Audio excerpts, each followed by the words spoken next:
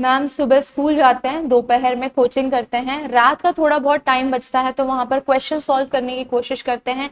तीनों सब्जेक्ट के क्वेश्चन करने बैठते हैं तो नीट और बोर्ड्स के लिए अलग अलग फोकस करने का टाइम ही नहीं मिलता है। कहीं ना कहीं दोनों को पैरेलल लेकर चलना बहुत डिफिकल्ट हो रहा है। और ऊपर से अब तो नवंबर भी आ चुका है, एग्जामिनेशन टाइम एकदम नजदीक है और हम बहुत ही ज्यादा एंजाइटी से गो थ्रू कर रहे हैं। यस बच्चा, अगर आपकी भी यही प्रॉब्लम है तो मेक श्योर करिए कि ये वीडियो बिगिनिंग से लेकर एंड तक देखें।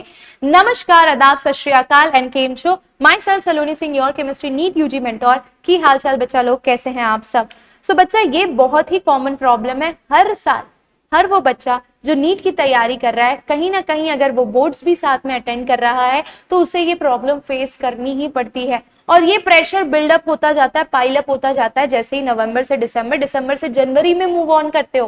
क्योंकि आपको सिर्फ बोर्ड का प्रेशर नहीं होता, आपके पास प्री बोर्ड्स का प्रेशर होता है, आपके पास आपके प्रैक्टिकल एग्जाम्स का प्रेशर होता है, उसके साथ साथ कोचिंग के मॉक टेस्ट के रिजल्ट्स का प्रेशर होता है।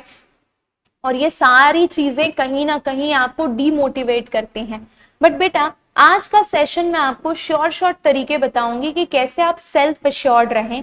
करना तो है बेटा, करना एनी हाउ, ये सारी चीजें हैं ही हमें, लेकिन एक शॉर्ट तरीके से हम इन्हें कैसे अचीव कर सकते हैं, कैसे इन सारी सिचुएशन में अपना दिमाग काम रख सकते हैं और साथ ही साथ सिलेबस को भी अच्छे से कवर कर सकते हैं, ये सारी चीजें हम सीखेंगे।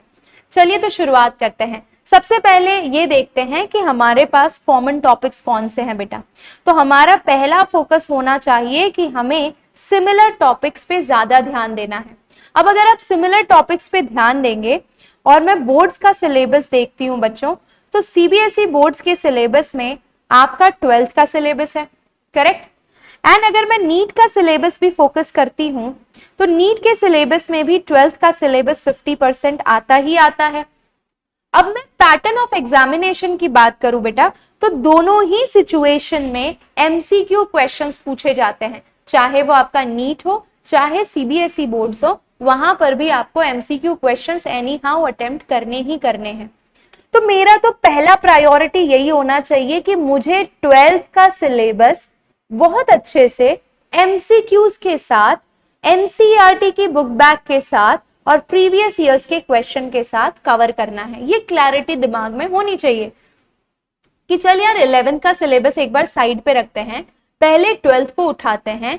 और अब जो टाइम है नवंबर वाला, जहां पर आगे मेरे पास 5-6 महीने रह गए हैं हार्डली, तो मुझे 12वीं के सिलेबस पे फोकस करना है, क्योंकि कहीं ना कहीं ये मुझे बोर्ड में भी हेल्प कर रहा है, कहीं ना कहीं मुझे ये नीट में भी हेल्प कर रहा है। और अगर मैं इसके क्वेश्चन सॉल्व करता हूं या करती हूं एमसीक्यूज के, तो ये मुझे दोनों एग्जामिनेशन में हेल्प करेगा। दूसरा जो इंपॉर्टेंट टॉपिक है वो है 12th प्रैक्टिकल केमिस्ट्री। तो आप जो प्रैक्टिकल्स एग्जाम में अटेंड करने वाले हैं बेटा, वो कंप्लीटली वेस्ट नहीं है। इस बार आपका अवेयरनेस होना चाहिए प्रैक्टिकल एग्जामिनेशन में कि जो मेरी प्रैक्टिकल केमिस्ट्री के टॉपिक्स हैं, चाहे वो सॉल्ट एनालिसिस हो या वॉल्यूमेट्रिक टाइट्रेशन हो या फंक्शनल ग्रुप टेस्ट हो, ये सारे टॉपिक्स इस बार के नीट के रिड्यूस्ड सिलेबस में इंक्लूडेड हैं। तो ये दोनों ही चीजें बहुत काम की है, जो कहीं ना कहीं आप सीबीएसई बोर्ड्स में भी अटेम्प्ट करने वाले हो। इसीलिए विदाउट फोकस उसे अटेम्प्ट नहीं करना है। आप उन चीजों में एनी हाउ टाइम इन्वेस्ट करोगे ही दिसंबर और जनवरी में, तो इस तरीके से उन्हें पढ़ना है कि कहीं ना कहीं मेरा नीट के प्रिपरेशन के क्वेश्चंस भी यहां से मेरे क्लियर हो जाएंगे। ठीक है, तो हमेशा पहले सिमिलर टॉपिक्स पे फोकस करो, स्पेशली इस क्रूशियल टाइम में जब आपके पास 5 महीने बचे हैं और उसमें भी बोर्ड्स एग्जाम पहले और 1 महीने बाद आपकी नीट की एग्जाम है। करेक्ट बेटा? तो पहला तो प्रॉब्लम रूल आउट हो गया, हमें फोकस करना है सबसे पहले सिमिलर टॉपिक्स पे। अगर मैं नीट का भी सिलेबस देखूं तो 50% एमसीक्यूज नियरली आपके 12th के सिलेबस से होते हैं केमिस्ट्री के। ठीक है, तो हम पहले 12th के सिलेबस पे फोकस करेंगे। अब आप पूछोगे मैम 12th का सिलेबस अगर हम फोकस करना चाहते हैं तो हमें कौन सी किताबों को रेफर करना चाहिए? बेटा, कॉमन सिलेबस है, चाहे आप वो सीबीएसई देख लो चाहे वो नीट देख लो, दोनों का सिलेबस कॉमन है और वो है आपकी 12th एंड 11th की एनसीईआरटी। तो हमें पहले फोकस एनसीईआरटी किताबों को ही करना है, ठीक है। ये किताबें आपकी जानी पहचानी होंगी और इसमें भी 12वीं की जो दोनों किताबें हैं उनको एकदम लाइन बाय लाइन कवर कर लेना है। आपको मैं एक अच्छी चीज बता दूं, फिजिकल केमिस्ट्री में जितने भी न्यूमेरिकल्स हैं और जो न्यूमेरिकल का लेवल एनसीईआरटी की बुक बैक का है वही नीट एग्जामिनेशन का भी है। तो अगर मैं फिजिकल केमिस्ट्री के न्यूमेरिकल्स बुक बैक एक्सरसाइज से कर रही हूं तो कहीं ना कहीं वो मुझे बोर्ड्स में भी हेल्प कर रहा है और नीट में भी हेल्प कर रहा है बेटा, तो प्रॉब्लम सॉर्टेड है। और उससे ज्यादा एलिवेटेड लेवल के न्यूमेरिकल्स आपके नीट एग्जामिनेशन में फिजिकल केमिस्ट्री में नहीं आते हैं। फिर आ जाते हैं इनऑर्गेनिक केमिस्ट्री। इनऑर्गेनिक केमिस्ट्री में जितना भी आज तक की हिस्ट्री है बेटा नीट एग्जामिनेशन की, कभी भी एनसीईआरटी के बुक के बाहर से इनऑर्गेनिक केमिस्ट्री नहीं आया है। और ये भी आपको पता है कि सीबीएसई एग्जामिनेशन के लिए भी आपको इनऑर्गेनिक एनसीईआरटी से ही पढ़नी पड़ेगी, तो प्रॉब्लम सॉर्टेड है। इनऑर्गेनिक केमिस्ट्री के लिए भी आपको एनसीईआरटी को ही अच्छे से फोकस करना है। रह जाता है आपका organic chemistry my dear students. Organic chemistry में आपको मेक श्योर करना है कि बुक बैक की एक्सरसाइज तो आपको any how CBSE board exams के लिए कवर करनी पड़ेगी। जब वो कवर कर रहे हैं तो कहीं ना कहीं नीट के लिए आपके जो रिएक्शंस है वो दिमाग में बिल्डअप होते ही जा रहे हैं। जितना प्रैक्टिस करोगे, राइटिंग प्रैक्टिस करोगे, कहीं ना कहीं वो लॉन्ग टर्म मेमोरी में आपके स्टोर हो रहे हैं। तो हमें ज्यादा से ज्यादा ऑर्गेनिक केमिस्ट्री करते वक्त एमसीक्यूज को सॉल्व करना है और एनसीईआरटी की बुक बैक एक्सरसाइज करनी है। ये पहले मेरा प्राइमरी फोकस, आपका प्राइमरी फोकस होना चाहिए, ठीक है। तो एनसीईआरटी को किस तरीके से आप दोनों के लिए इस्तेमाल कर सकते हो, स्पेशली फिजिकल एंड इनऑर्गेनिक के लिए, वो मैंने आपको एकदम क्लियर क्लैरिटी दे दी है, ठीक है बच्चों। अब बढ़ते हैं आगे।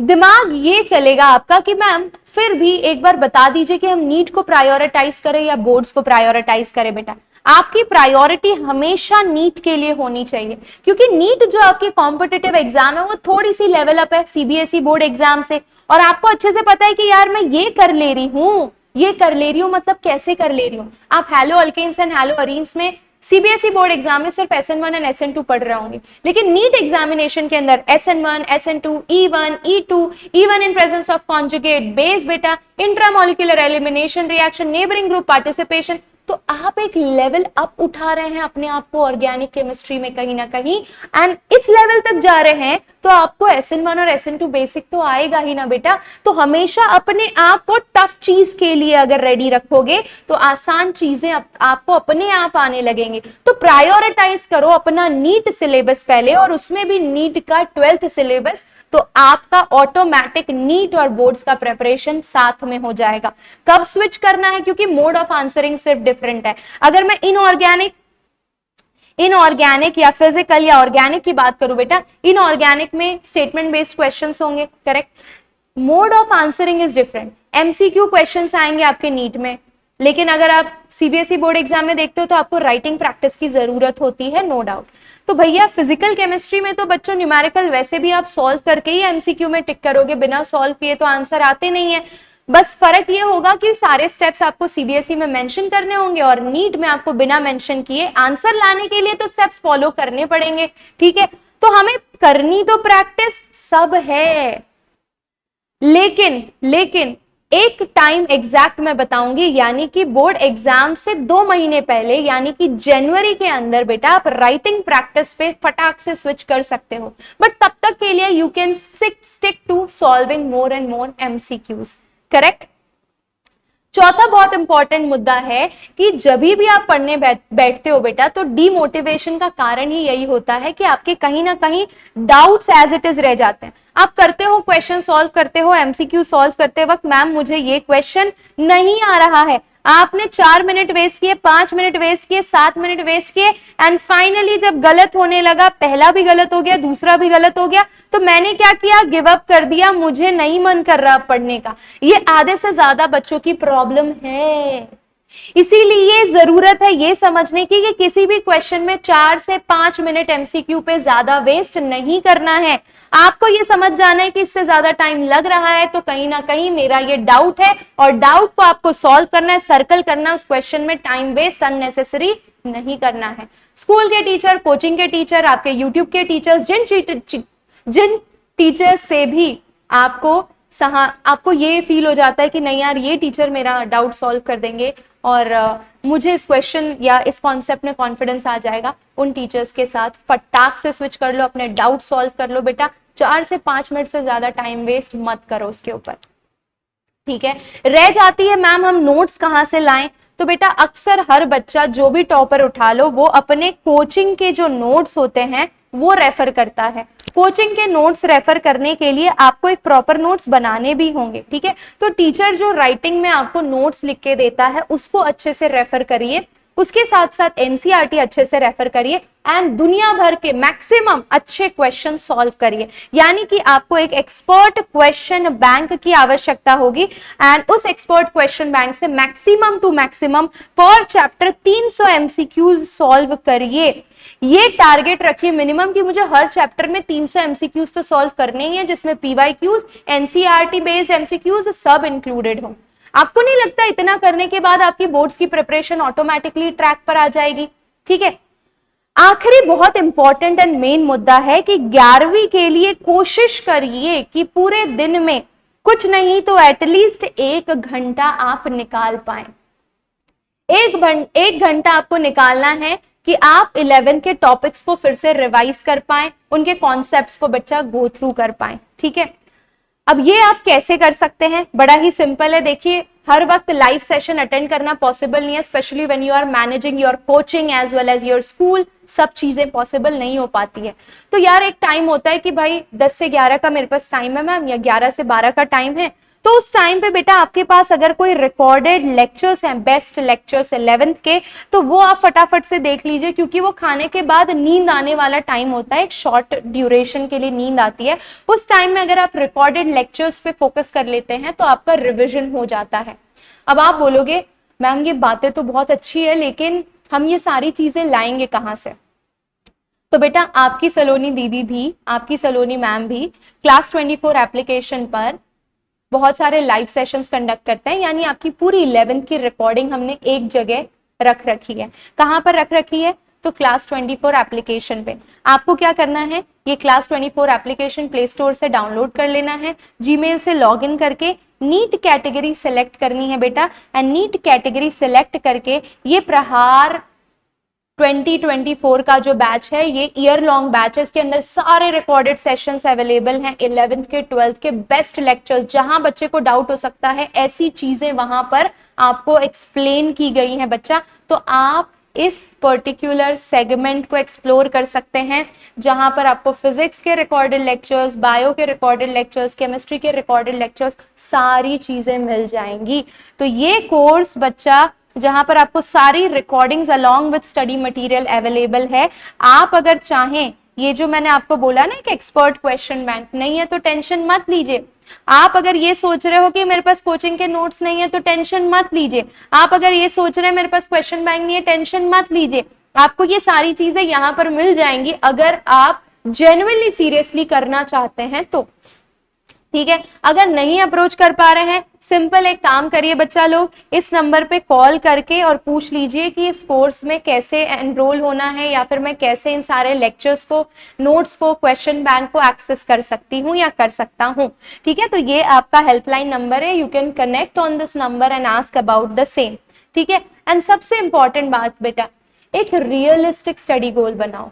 ऐसा नहीं कि एकदम खतरनाक टाइम टेबल बनाया, 2 घंटा ये पढ़ूंगा, 2 घंटा वो पढ़ूंगा, 2 घंटा वो पढ़ूंगा। आपको भी पता है ऐसा टाइम टेबल 2 या 3 दिन से ज्यादा फॉलो नहीं होता है। आपको एक फ्लेक्सिबल टाइम टेबल बनाना पड़ेगा जहां पर आप डिमोटिवेटेड ना फील करो। देखो टाइम टेबल एक भी दिन अच्छे से फॉलो कर लेते हो ना, आपको इतना कॉन्फिडेंस आता है। तो आपको ये रियलिस्टिक गोल सेटअप कैसे करना है, रात को सोने से पहले आपको लिख लेना है कि यार मुझे कल फिजिक्स का ये टॉपिक खत्म करना है, केमिस्ट्री का ये, एंड बायो का ये टॉपिक खत्म करना है। अगर आप ये 3 टॉपिक्स अगले दिन खत्म कर लेते हो, आपका कॉन्फिडेंस बूस्ट हो जाएगा। बेटा कॉन्फिडेंस ऑटोमेटिकली बूस्ट हो जाएगा, समझ रहे हो। तो बहुत इंपॉर्टेंट है रियलिस्टिक गोल सेट करना rather than going for unrealistic time table which you see a lot on the YouTube, correct. बहुत इंपॉर्टेंट बात लास्ट है, डरना मना है। जब आपके बेस्ट टीचर्स आपके साथ हैं, आपके मेंटोर्स आपके साथ हैं बेटा, तो आपको डरने की कोई जरूरत नहीं है। ये प्रिपरेशन में जहां पर भी आपको दिक्कत होगी, कोई भी प्रॉब्लम होगी, कोई भी क्वेरी होगी, आप मुझसे बात कर सकते हैं, ठीक है। आप मुझसे कनेक्ट कर सकते हैं, मेरी इंस्टा आईडी नीचे दे रखी है, या फिर आप मुझे मेल कर सकते हैं, मेल आईडी बेटा नीचे दे रखी है डिस्क्रिप्शन में। जहां पर आपको लगे मैम प्लीज ये चीज में हेल्प कर दीजिए, I will help you out. उसके अलावा बेटा मैं आपके लिए ये कर सकती हूँ कि मैं यूट्यूब पे आपके लिए कुछ फ्री सेशंस जो बच्चे काफी दिन से रिक्वेस्ट कर रहे थे, फ्री सेशंस लेकर आ सकती हूँ, इनफैक्ट आ रही हूँ। तो from Monday what I have plan for you कि बोर्ड्स 2024 के स्टूडेंट्स के लिए मंडे, वेंसडे, फ्राइडे लाइव आपके कॉन्सेप्ट और एनसीईआरटी के सॉल्यूशंस कराए जाएंगे। एंड नीट 2024 स्टूडेंट्स जो साथ में प्रिपरेशन कर रहे हैं, उनका मेजर मुद्दा है 11वीं का सिलेबस, तो उनको Tuesday, Thursday and Saturday class 11th के नीट के सेशंस इसी यूट्यूब चैनल से लगातार मिलेंगे, ठीक है। यानी कि अगर मैं ऑल इन ऑल बताऊं कि 12th के बोर्ड्स आपके कैसे कवर हो जाएंगे, तो बेटा मंडे से स्टार्ट कर रहे हैं हम। मंडे से आपका haloalkanes and haloarenes, Wednesday alcohol phenol ether, Friday aldehyde ketone and carboxylic acid, again next Monday amines, उसके बाद बायोमोलिक्यूल्स, उसके बाद solution. Monday electrochemistry, chemical kinetics, d and f block, and again next Monday coordination compound. यानी हमारे पास all together Monday, Wednesday, Friday करके हम 3 weeks का इस्तेमाल कर रहे हैं बेटा, और 3 वीक यानी नियरली 21 दिन के अंदर हम प्रीवियस ईयर्स के क्वेश्चन के साथ, NCERT book back exercise and concepts के साथ क्लास 12th के बोर्ड्स को कवर कर लेंगे। आपको अच्छे से पता है क्या आ रही है, दिवाली आ रही है। दिवाली के टाइम पे अच्छा खासा वेकेशन हर स्कूल में होता है, तो आप ये जो शेड्यूल है लाइव अटेंड कर सकते हो बेटा। लाइव कितने बजे से कितने बजे तक अटेंड करना है वो भी मैं आपको बता देती हूँ। 7:30 to 8:30 इस चैनल पे आपको सलोनी मैम लाइव मिलेगी। Monday, Wednesday, Friday CBSE 2024 and Tuesday, Thursday, Saturday NEET 2024 के लिए हम लाइव सेशंस कंडक्ट करेंगे। सीबीएसई के लिए मैंने आपको शेड्यूल बता दिया है। आपको ट्यूसडे, थर्सडे, सैटरडे नीट के शेड्यूल में 11th का स्ट्रक्चर ऑफ एटम, थर्सडे को हम उसके पीवाईक्यूज करेंगे बच्चा लोग, एंड सैटरडे को भी उसके प्रीवियस ईयर्स क्वेश्चंस कवर करेंगे। तो जितने भी बच्चों को सीरियसली सीबीएसई और नीट की साथ में प्रिपरेशन करनी है और वो इन टॉपिक्स में स्ट्रगल कर रहे हैं बेटा, तो इस परिवार का हिस्सा बन जाइए, ताकि नेक्स्ट टाइम जब भी मैं लाइव आऊं आप सभी को फटाफट नोटिफिकेशन मिल जाए और आप इन सेशंस को लाइव फ्री में अटेंड कर पाएंगे my dear students.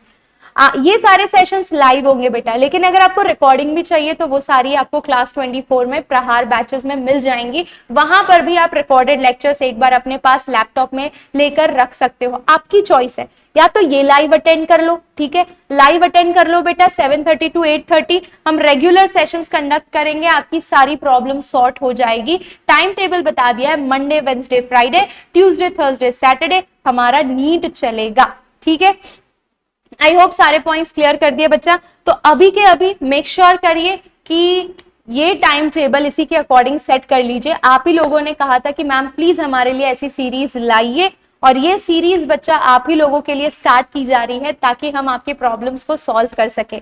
So on that positive note बच्चा लोग, आई होप मैंने आपकी प्रॉब्लम सॉर्ट करने में अपना 100% दिया है। अब आपको भी 100% देना है। एंड पता है सबसे जरूरी बात क्या है, देखो शुरुआत हर कोई बहुत अच्छी करता है, जरूरी ये है कि कौन सा खिलाड़ी अंत तक बना रहता है। तो जो अंत तक अपनी फुल एनर्जी लगाएगा ना वही विजेता होगा, एंड जो लास्ट तक टिकेगा वही विजेता होगा। तो भाई मेक श्योर करो कि शुरुआत करते हो तो अंत तक पहुंचना जरूरी है, और उसके लिए एक कंसिस्टेंट एफर्ट मारना जरूरी है, और एक कंसिस्टेंट मोटिवेशन की जरूरत होती है। तो अगर आप ये खुद नहीं कर पा रहे हो, हमारे साथ लाइव करो बच्चों। So that was it for today's session. I hope you all have loved it. Subscribe कर लीजिएगा बच्चों और ढेर सारा प्यार दीजिएगा। हम मिलेंगे live Monday, Wednesday, Friday upcoming week से, and see you soon in that session. Bye bye, take care, see you, love you all बच्चा लोग।